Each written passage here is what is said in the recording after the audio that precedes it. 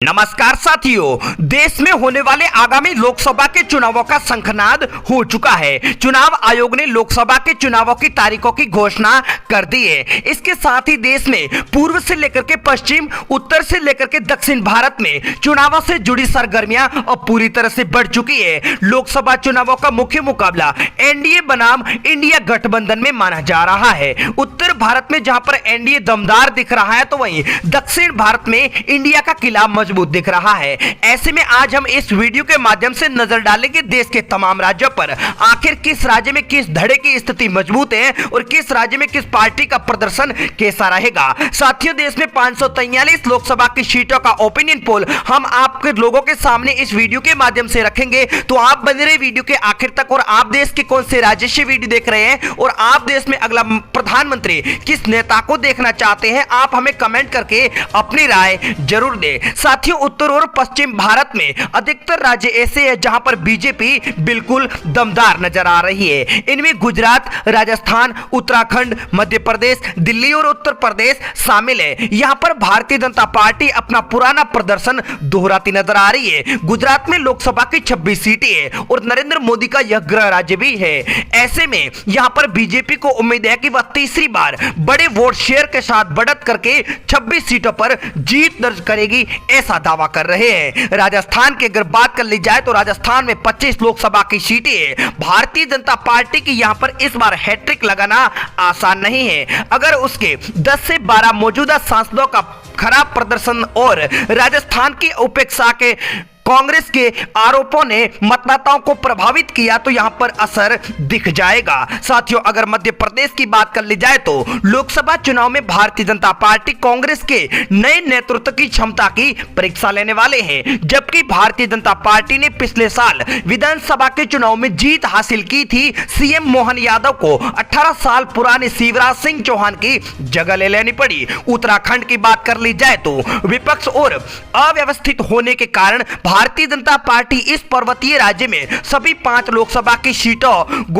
सीटों पर कब्जा जमाती नजर आ रही है। आइए नजर डालते हैं देश के उन तमाम राज्यों पर जहां पर कहां पर कांग्रेस पार्टी की स्थिति मजबूत है और कहां पर बीजेपी अपना दमखम दिखा रही है। तो आप बने रहे वीडियो के आखिर तक। सबसे पहले बात कर लेते हैं बिहार की, जहां पर कुल 40 लोकसभा की सीटें हैं। 40 सीटों में से 2024 के लोकसभा के चुनाव में बीजेपी को 37, कांग्रेस पार्टी को 2 और जेडीयू के खाते में 1 लोकसभा की सीट जा सकती है। अब बात कर लेते हैं पंजाब की, जहां पर कुल 13 लोकसभा की सीटें हैं। 13 सीटों में से भारतीय जनता पार्टी को 10, कांग्रेस पार्टी को 2, आम आदमी पार्टी के खाते में 1 लोकसभा की सीट जा सकती है। अगली बात कर लेते हैं पश्चिमी बंगाल की, जहां पर कुल 42 लोकसभा की सीटें हैं। कुल 42 सीटों में से 2024 के चुनाव में बीजेपी को 21, कांग्रेस पार्टी को 2, टीएमसी को 19 सीटें जाने का अनुमान ओपिनियन पोल में जताया जा रहा है। जम्मू कश्मीर में कुल 6 लोकसभा की सीटें हैं। बीजेपी को 4 सीटें, कांग्रेस पार्टी को 2, अदर पार्टी को यहां पर एक भी सीट नहीं जाने का अनुमान जताया जा रहा है। साथियों, 2024 के ओपिनियन पोल में तेलंगाना की कुल 17 सीटों में से भारतीय जनता पार्टी को मात्र 5 सीटें मिल सकती है, जबकि कांग्रेस को 3, एआईएमआईएम को 3,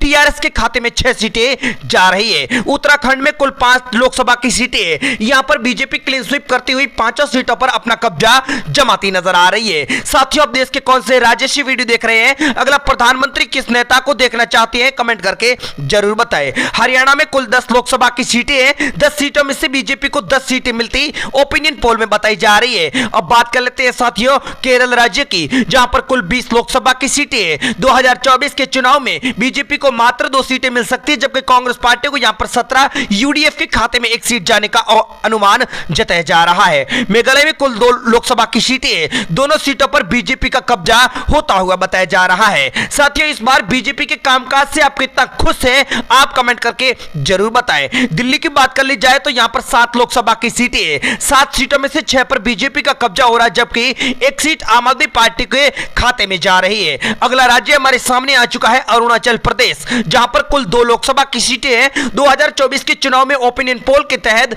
दोनों सीटों पर भारतीय जनता पार्टी का कब्जा होता हुआ बताया जा रहा है। साथियों, अगला राज्य हमारे सामने आ चुका है छत्तीसगढ़, जहां पर 11 लोकसभा की सीटें हैं। 11 सीटों में से बीजेपी को 10 सीटें जा सकती है, जबकि कांग्रेस पार्टी को मात्र 1 सीट जाने का अनुमान जताया जा रहा है। अगली बात कर लेते हैं साथियों गुजरात की, जहां पर कुल 26 लोकसभा की सीटें हैं और बीजेपी का गुजरात सबसे बड़ा गढ़ भी माना जाता है। ऐसे में यहां पर 26 सीटों पर बीजेपी क्लीन स्वीप कर रही है। अगला राज्य हमारे सामने आ चुका मिजोरम, जहां पर कुल 1 लोकसभा की सीट है।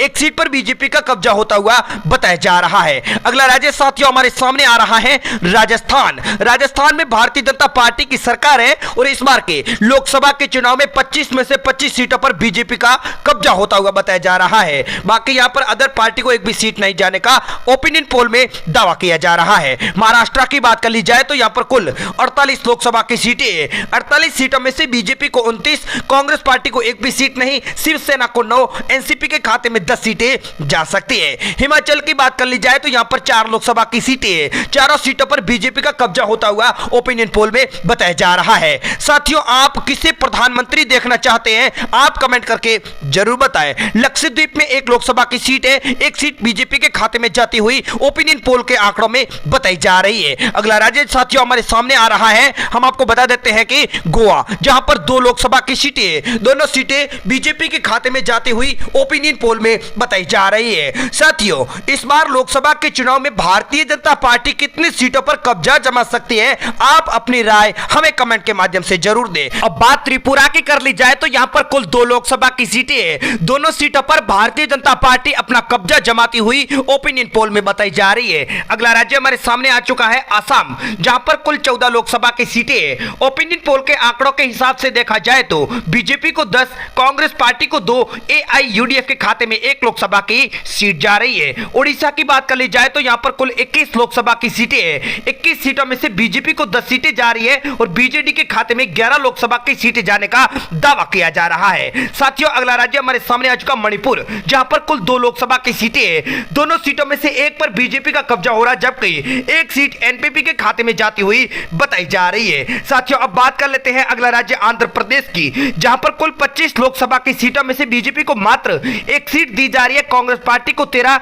वाईएसआर को 9, टीडीपी के खाते में 2 लोकसभा की सीट जाने का दावा किया जा रहा है। अब अगला राज्य हमारे सामने आ रहा है तमिलनाडु, जहां पर 39 लोकसभा की सीटों में से बीजेपी को 29, कांग्रेस पार्टी को 5, डीएमके को 2, एआईडीएमके के खाते में 3 लोकसभा की सीटें जाने का दावा किया जा रहा है। यूपी की बात कर ली जाए तो सबसे ज्यादा लोकसभा की सीटें उत्तर प्रदेश में है। यहां पर बीजेपी की सरकार है और बीजेपी को इस बार के चुनाव में 68 सीटें, कांग्रेस पार्टी को 2, बीएसपी को 2, 8 एसपी के खाते में जा सकती है। कर्नाटक की बात कर ली जाए तो 28 लोकसभा सीटों वाले कर्नाटक में बीजेपी को 18 सीटें, कांग्रेस पार्टी को 7, जेडीएस के खाते में 3 लोकसभा की सीटें जाने का दावा किया जा रहा है। अब बात कर लेते हैं चंडीगढ़ की, जहां पर 1 लोकसभा की सीट है। एक सीट पर बीजेपी का कब्जा होता हुआ बताया जा रहा है। साथियों इस बार बीजेपी 400 प्लस का दावा कर रही है। आपकी राय, आपका सुझाव क्या है हमें कमेंट में जरूर बताएं। मध्य प्रदेश की बात कर ली जाए तो यहां पर 29 लोकसभा की सीटें हैं। 29 में से 25 पर बीजेपी का कब्जा हो रहा है,